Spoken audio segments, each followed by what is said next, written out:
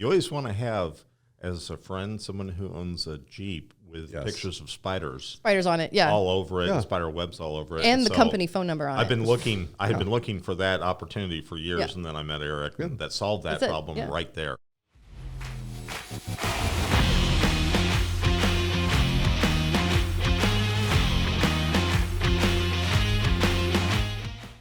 Hello, everybody, and welcome to White Label Advice. This is our podcast, which is all things omni-channel and e-commerce.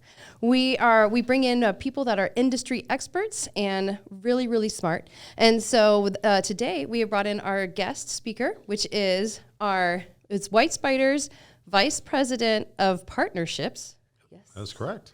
And his name is Scott Benedict. And before he was with WhyteSpyder, he is new to WhyteSpyder, but he is not new to the CPG world. Right. Scott, why don't you give us a little bit of history? Are you going to introduce me at all? I'll get to you. You're not the distinguished guest. I'm sorry. I knew this was going to happen. Scott. You're the star, but you're not the guest. Well, I get jealous really quick. He does get jealous. I was going to say, I was like, we're going to introduce Scott, and then we got to let Eric talk a little bit. Next time, do me first. Go ahead, Scott. Noted. This is your spotlight. I appreciate that. Our guest. I want to feature our guest. Yes. I wish to be featured because I'm not going to do this every single time. So, Brooke, thank you for the nice welcome and everything. So, yes, I have been involved in retailing for quite a number of years. Most of that career, I was involved as a buyer and as a merchant. And a lot of it was in the general merchandise space. So I've learned CPG and grocery and other categories kind of later in life. I did spend a total of 18 years at Walmart and Sam's Club. Was involved in the team that launched Walmart.com in the late 1990s and was involved in Sam'sClub.com for part of my career with Sam's Club as well. Most recently, I was the executive professor and director of the Center for Retailing Studies at Texas A&M and really enjoyed that, but missed Northwest Arkansas and the opportunity to come back and be involved in the business instead of just teaching others about the business, which is rewarding, but it's a lot more fun to be in the fray and be involved in the business. So I'm excited to be here. That's cool. Well, all I've done is work at WhyteSpyder. It's pretty impressive. You did found it, so it's not like, Well, but it's the only place I've ever been, it seems like. Ever been? Yeah. And I know there is a story, Eric, about how it's either the shortest interview process or the longest interview process. Why don't you tell us about that? Yeah, so it was back, actually we were talking about yesterday, it was back around 2016, 15? 16 and 17. 16 and 17, you and I actually first got introduced to each other, and we obviously hit it off, became really, really great friends. Mm-hmm. I mean, best friends ever. Yeah. You always want to have, as a friend, someone who owns a Jeep with pictures of spiders. Spiders on it, yeah. All over it, spider webs all over it. And the company phone number on it. I had been looking for that opportunity for years, and then I met Eric, and that solved that problem right there. I'm all about having friendships that are tied to stuff. Have you been in the bus though? Have you been in the RV? No, the bus came along later, and while I saw it from the outside and saw it around town and at events, and I never got invited to see the inside. So you need to change that. I still have it. It's at the shop for the last 4 months. It got winterized. I just haven't picked it back up. I've been with the company here for a while now, and I haven't seen it yet. No, it's still at the shop. It's free parking. Yeah. But it'll be great because when it warms up, we'll bring it out here. We'll have a parking lot. We need to have it with our tailgates. Wouldn't that be cool? Oh yeah, it'd be great. But anyway, so you kind of disrupted the really conversation, Brooke. So yeah, back to the interview process. So we met. We tried to get something worked out, just didn't work out at that time period for whatever factors, and then fast forward. I'm many hoping years, that they're going to zoom in on you. For some reason, like the second the camera turns on, I just want to touch my face. I hope that they don't take that part out that you just said, and you embarrass yourself on video, and it's recorded forever and pushed out in social media. That's why we have editing for exactly, or why we don't. That's why Anna's going to hook us up. Yeah. All right. Unless there's something I do that's embarrassing, I want that out. But if you do it, it is all in. Yeah, it's actually the first part of the video. So anyway, we, a few years went by. Scott goes down to Texas, and then opportunity presented itself where we had a position open. Scott was available, and then he's here. But that particular part lasted for about, I'd say 12 hours. Well, it wasn't quite that short, but I think the conversation started on Tuesday and ended up with my signature on an offer on Friday. Yeah. So that's a pretty tight window. It you have was. to admit. It wasn't hours, but it was days, not years. That's Yeah, right. not yours. Eric. Yeah, Eric. Key point. Got it. That might have been because I wasn't the one that was doing all the hiring at Yes. this last time. Yeah. Yeah, it takes me a little while to get around to hiring. Yeah, it is. And Scott, you weren't going to be Scott's boss, so he was like sold. That's probably it too. But I have been known to be one of the greatest human resource professionals in the Northwest Arkansas. Yeah, That has been noted to me by many of our common contacts throughout the industry. right. Yeah. Absolutely. We'll skip past that. Go on. Right. But the reason we're here Yes. is to talk about Walmart's new time well spent concept. And so, Scott, what is the time well spent concept?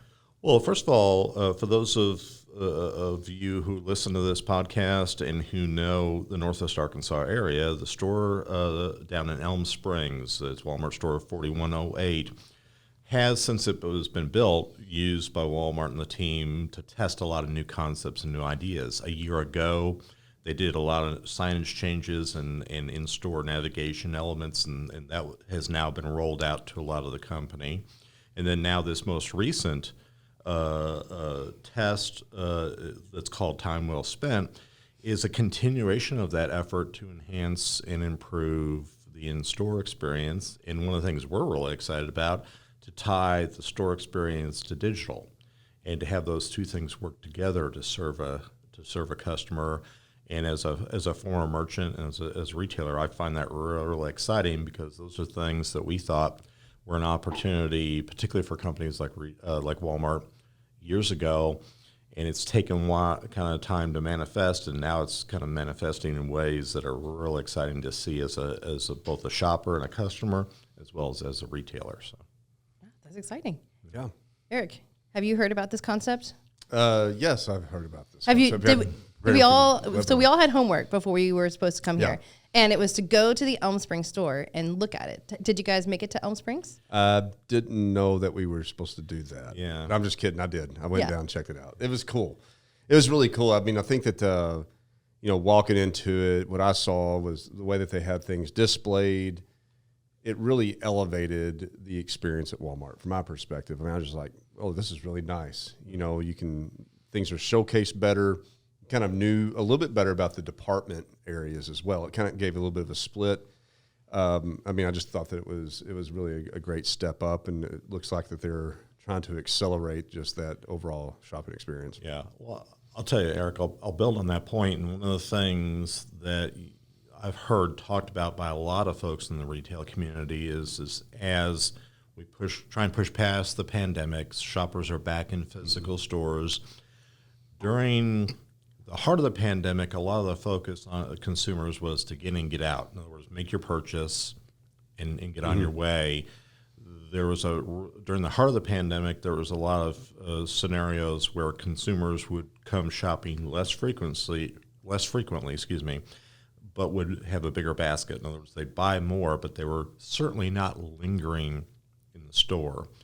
The fact that Walmart refers to this concept as time well spent is really a reflection of the desire to not only reintroduce the customer to spending time in store, but to kind of inspire them to linger, to shop, to maybe go past those items that they came in to get that were part of their shopping list, and maybe expose them to other new products, new categories, kind of get them to linger and enjoy shopping in a physical store again. And then to introduce these digital elements, which is something that Walmart is particularly well positioned to do compared to other retailers. So I think that's what stood out to me. Yeah, I mean, actually, the way that they showcase things really, like, it brings you into this experience, and then the way that they have set up that kind of digital experience alongside that, it's, front and center. So you immediately and intuitively know as a shopper that there's more to this than just what's physically in front of me. And so I think that they did a really good job, bringing that together. I mean, something that's so simple and obvious, right? But it's kind of like in your website experience, right? The UX, it's the user experience to know intuitively there is a digital component to this display that I can participate in. And I think that they did a really outstanding job with that part. I agree. Yep. That's awesome. Yeah, I did go to as well. And I really enjoyed, I thought it was like different categories too that they really tried to like, boost. And apparel was the one that stood out the most. It looked totally different than a Walmart apparel section I've ever seen, and it was beautiful. I noticed that too, but I also was struck by the beauty category. Yeah, love the beauty. Beauty was good. And to some degree, kind of as I related to that, men's grooming, which as you can see, I'm fail at desperately, so I'm always looking for interesting new products there. But those are categories that not only has Walmart really excelled at over the years, but competition's raising their game a little bit, and Walmart is not going to just sit idly by. They're going to respond in ways to try and continue to serve a customer even better than they have in the past, and I think this store reflects some of those improvements. So it does. I mean, I think that the acceleration of their beauty program. I mean, there just seems to be more products that are available, more selection, a little bit more premium selections that are going on. And I think that display just kind of represents what they're doing on the procurement side at Walmart. Yeah. I mean, I think that one thing that this does is Walmart has changed a lot when it comes to the product selections that they have. Well, I mean, obviously digital with the endless aisle has allowed them to, get past just the real estate that they have in store. And so maybe a lot of shoppers that are going to Walmart that are just loyal in-store shopping fans have never really been exposed to just the greater assortment, like, for example, within beauty. And so now this particular setup that they have going on at the stores is introducing them to this greater assortment where they might be just buying somewhere else, going into another store like a Target or a Kohl's or whatever for beauty products, but now they are exposed to the greater assortment at Walmart. Yep.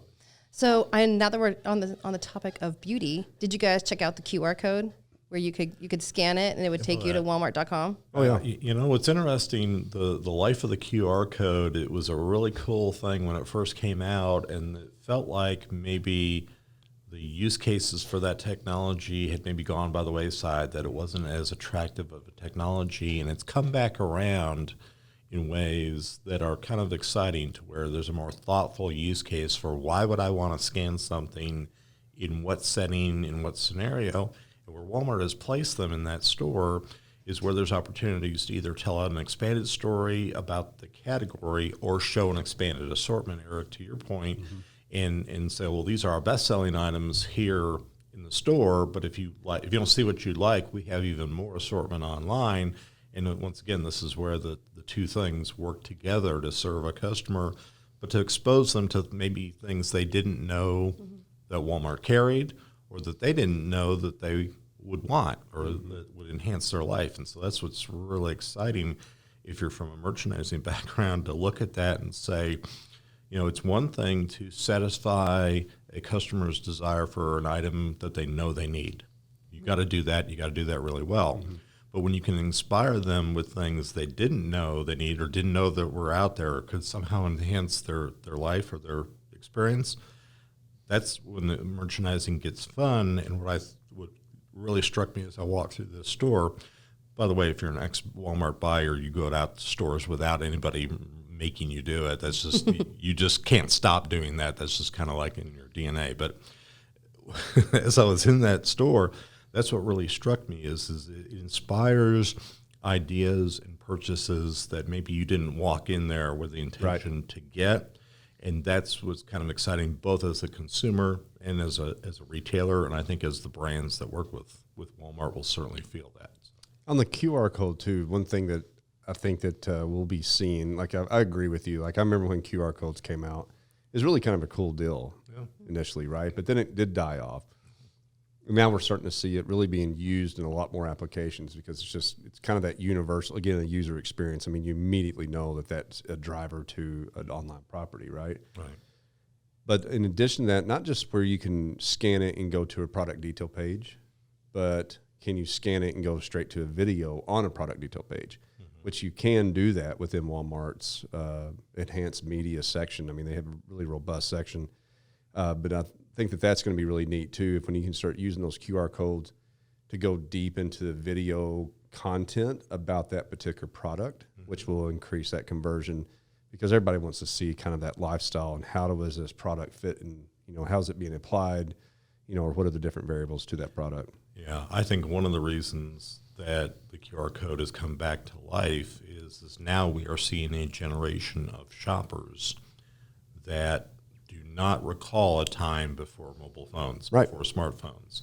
And so going to your phone for more information is second nature to that customer. If you're Walmart or the brands that sell in Walmart, you've now got to adapt your game to how that consumer shops because they're coming right into their peak spending years. Mm-hmm.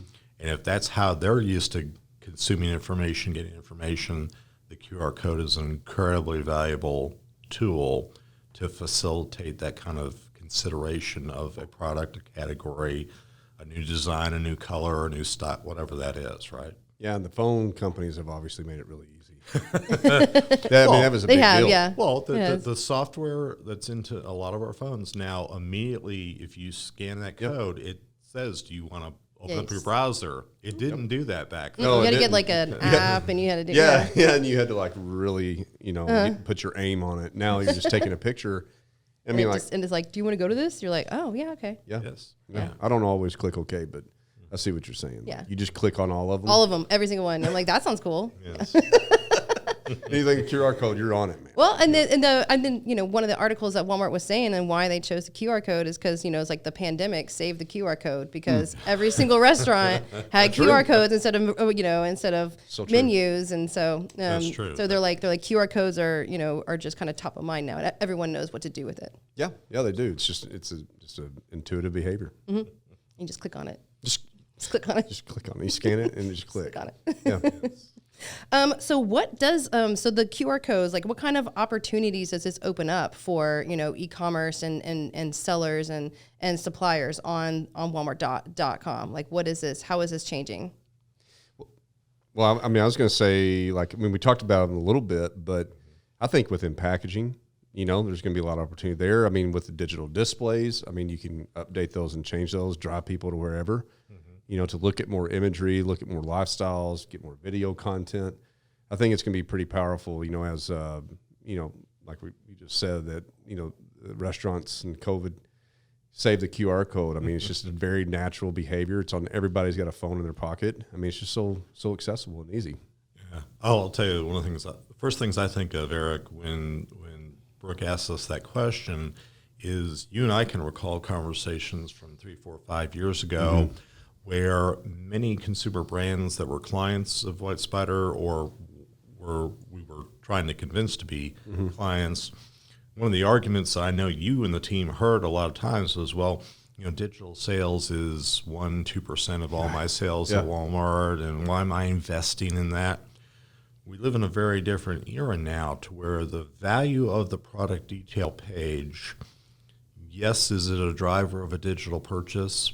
Absolutely. But it does a lot of other work for that item and for that brand and for Walmart. It can be the source of research on this product versus that product. Is it in stock in my local store? What are the ratings and reviews? You can expose consumers to more information about the product through rich media and through additional views of a product and do so many things that the product detail page becomes a center of the marketing strategy for that item, and the work that we do to help those brands optimize that page has a value beyond just the transaction we were talking about back then, which was order online, have it shipped to my house. A traditional digital transaction now can empower shop online, pick up in store. It can empower, I'm researching while I'm in the store. How the QR codes become very powerful. Well, shopping in a store like this new concept, that product detail page just becomes that much more valuable of a marketing tool for our brand and a valuable shopping tool for the consumer that I think we're just the things we kind of envisioned when you and I would talk about these things back then are now coming to life. There's a silver lining in the pandemic in terms of it gave us opportunities to serve customers in new ways and our clients to serve consumers in new ways. That's, I think, one of the really exciting things for me to see. So I don't know. I mean, I agree, and I think that what's really exciting is that because Walmart is doing what they're doing in stores. Anytime Walmart does anything in stores, it piques the interest of a lot of pretty influential folks that are out there, including on the marketing side, right? And so this whole QR code and this digital experience, basically now there's a tangible physical example of the usage of a drive to a digital property, and Walmart's going to drive to the PDPs in their ecosystem at Walmart. They're certainly not going to drive over to, a brands.com, right? So they can learn more about the product. Walmart's going to drive their own customer to their own retail pages, right? And that's going to be the PDP.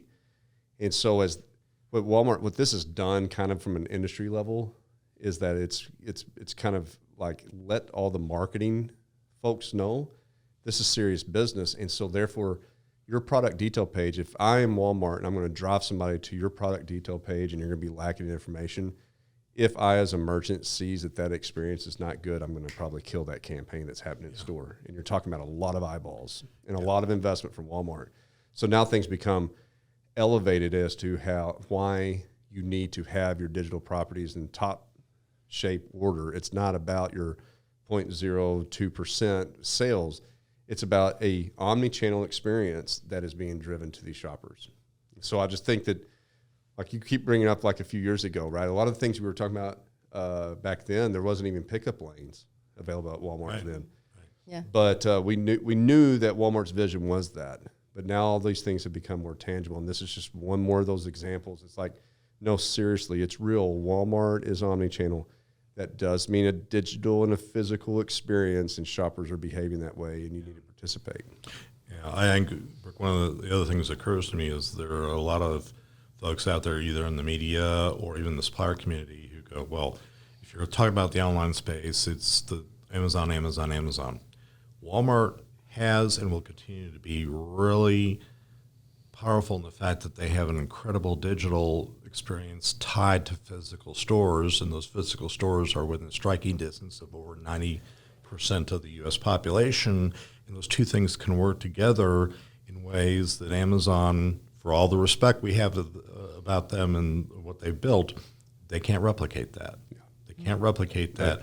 And that's why these pages and this investment that our clients make in driving in continuous improvement through the work that we do to help them is so very critical, because I wouldn't want to place all my bets in one or the other. I think if you're a consumer brand, you want to make sure that your presence is maximized everywhere in the digital space, because you don't know how a consumer is going to encounter your product, encounter your brand.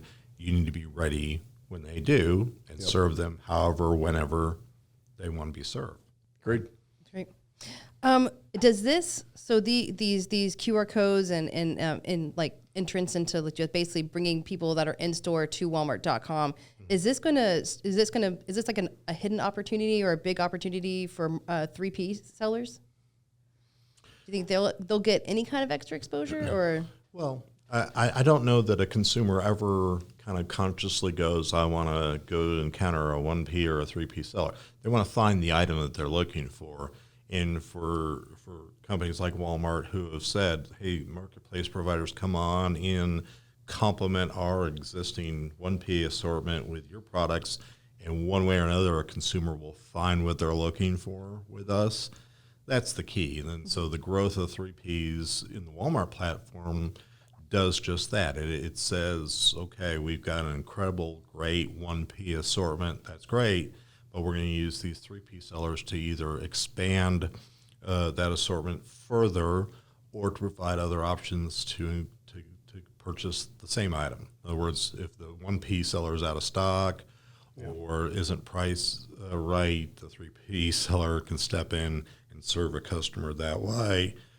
And then, one way or another, the consumer gets satisfied. That's what I think is a really interesting change. Yeah, and I agree with that. I mean, we just, from a 3P standpoint, just waiting on someone to be out of stock, or providing a faster delivery in case there's a 1P that's just not on, on par with that from Walmart standards.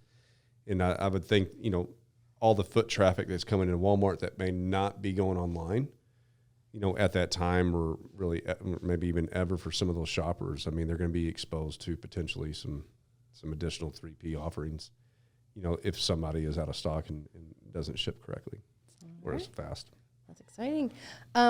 So do we think this concept is going to take off? Do we think this is going to grow into other stores? Do we think this is a concept that's here to stay? Well, like all things Walmart, there's an opportunity to test, refine, and improve, and then roll out to a broader audience.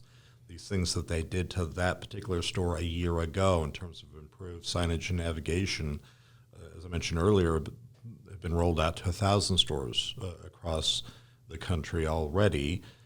This store will serve as an opportunity to get consumer feedback and learn and refine this concept, because customers will like some things, they may not like other things. They'll refine it, or they may expand it into other categories that maybe aren't present in this store. But I think ultimately there's too much really exciting stuff to say, well, that's never going to get past Elton Springs. It's gonna, and there may be best practices that also find their way into the neighborhood market format or to the Sam's Club format as well, that are key learnings that come out of this store. So I gotta believe that these learnings will find their way outside of Elm Springs, but it's kind of neat to see this in its first iteration and then watch how Walmart refines it and improves it over time. Mm-hmm. Yeah, I mean, my response is I just really hope so. Yeah. I mean, in all honesty, cool. I like it. well, it's cool, but I mean, it's more holistic, right? It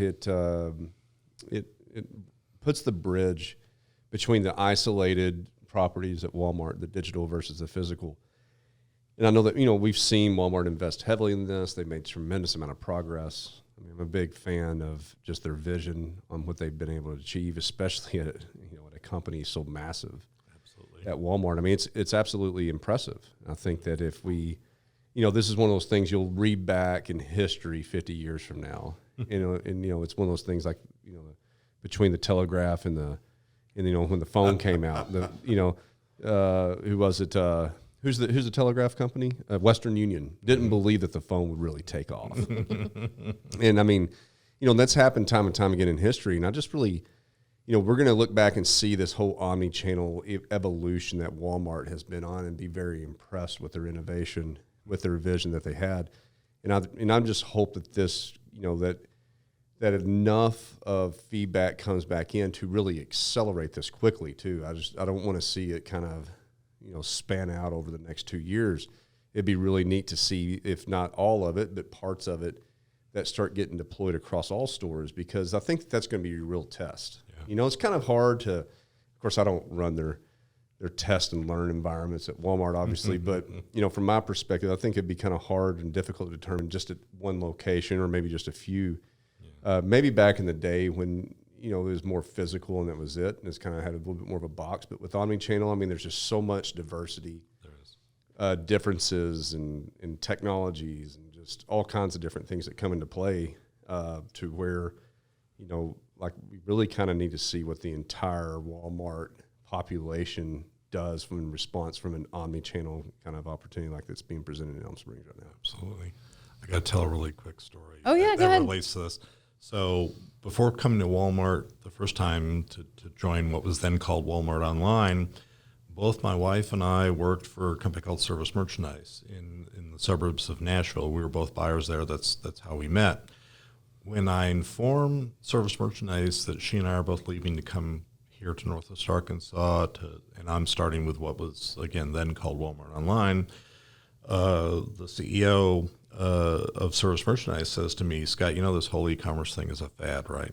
And I said, well, sir, respectfully, I disagree. I said, not only do I think it's going to become something, but I think a retailer like Service Merchandise, who's a cataloger, who has images and content and the ability to pick, pack, and ship individual orders, would be well positioned. He said, well, I don't know about that. So I come to and who's around today? Yes, so we come.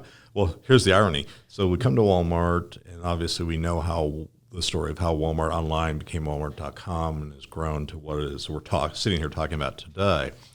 Service Merchandise a few years later. And Service Merchandise was very successful as a catalog retailer. They were one of the largest retailers in the country. A few years later, I think of Chapter 11, they shut down, they liquidate. He buys, the gentleman who's the CEO, he buys the intellectual property and some of the fulfillment facilities out of bankruptcy. And today he operates, wait for it, servicemerchandise.com out of his home in Florida. And so here we are all these years later. He's, in fact, had to evolve into what is that Walmart was pioneering back then, and they didn't even have a lot of these capabilities that Service Merchandise had then.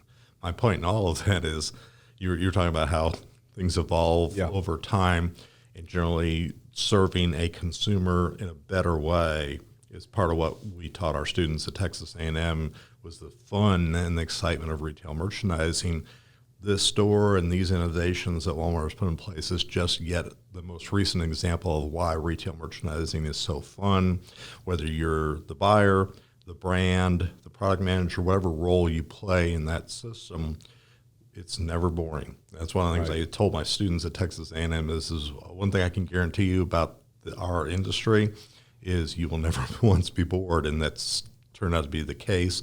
And this, what we're talking about today, is just the latest example in a long line of examples that fit that description. So. Agreed. All right. I would end it, but I know never to end anything without asking Eric, do you have anything, any takeaways or anything to add before we depart?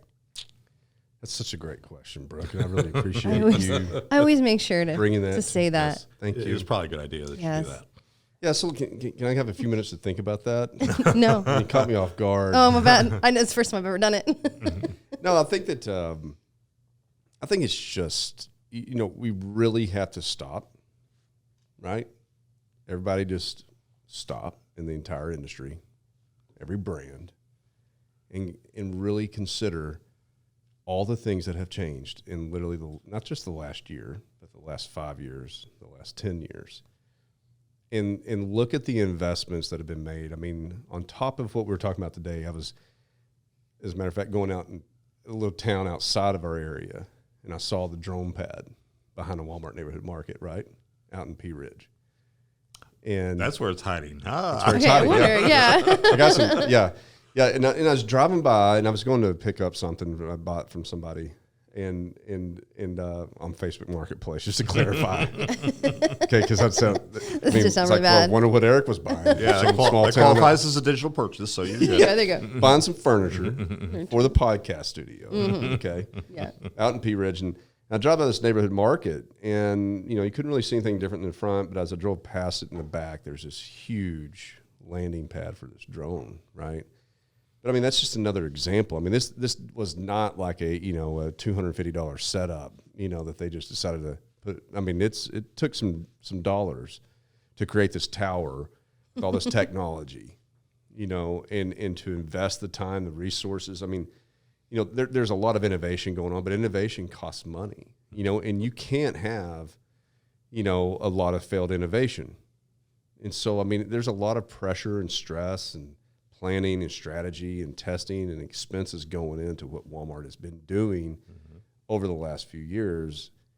And I think that as a brand that's really working with Walmart, it's a good partner, that Walmart is their client. You have to really look at what's going on. And what's happening in the store is just another iteration.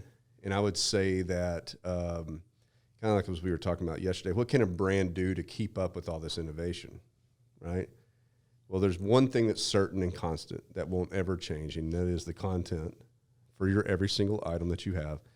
And understand that as this retail evolution continues to grow and grow and grow, your constant can be content. If you can stick to that, you invest in that, and you just get deeper and better and higher quality, more quantity of your content, you're going to be safe. Because at the end of the day, you got a human still buying your product. And even with the robots in, they need more content as well to deliver that to the human.